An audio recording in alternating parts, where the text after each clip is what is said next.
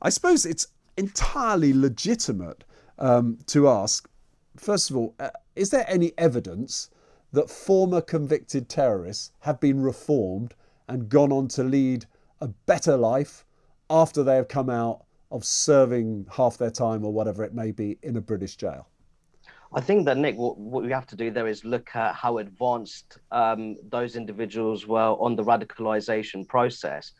But unfortunately, when it comes to these issues, when it comes to looking at the risk reward trade off, you really have to prioritize public safety. And what we do know is that we have had people previously convicted of terror related offenses released from prison and then have gone on to carry out terrorist attacks. And this includes individuals who were supposedly reformed and who participated on rehabilitative courses. So you have to really question the effectiveness of those courses. And there is, of course, the risk that individuals may be duping the relevant authorities, pretend that they are reformed characters, when in reality they remain hardened fundamentalists. So there's various dynamics at play, and we have to be hard-headed when it comes to the risks involved. I mean, the evidence suggests that we haven't actually released too many into the community, but one is too many if they're at risk. I'm not downplaying that. But of course, the default position of the Ministry of Justice will be, or the parole board will be, well, we have really good measures of keeping an eye on these people. They're not free to roam around and etc. I just don't get any confidence from that. I think when it comes to government looking after us, I mean, do you have any confidence they could do the job of providing the reassurance that if one of these people was left out on the streets, they wouldn't run amok again? I think the problem is, Nick, that we've had a number of cases which represent fundamental system failures, where we've had terrorist convicts released from prison, and then very shortly afterwards they carry out terror-related attacks.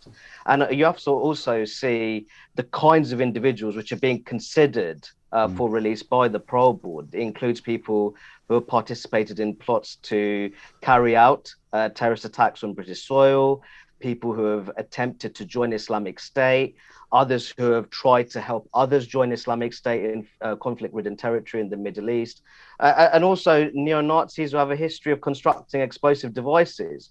So I think what we really have to do in this kind of situation is prioritize public safety and really understand the risks involved. And that we have to be more hard-headed because of the fundamental system failures which have taken place in the past. If we took what you're suggesting to its logical conclusion, and it's not one I disagree with particularly, we're basically saying no early release. In fact, even at the end of their sentence, maybe it should be an indeterminate sentence where they're reviewed after a minimum period of time served.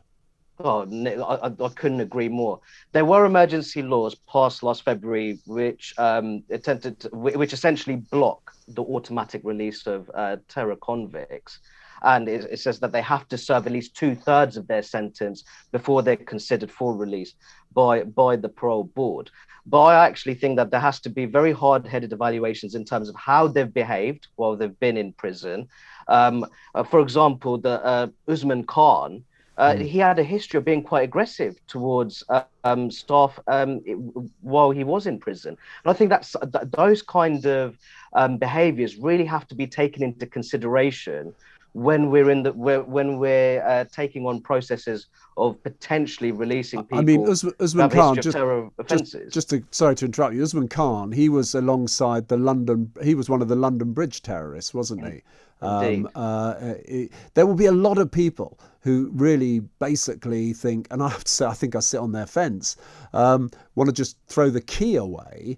But can we actually do that in Britain anymore? I'm not sure the law would allow us to do that.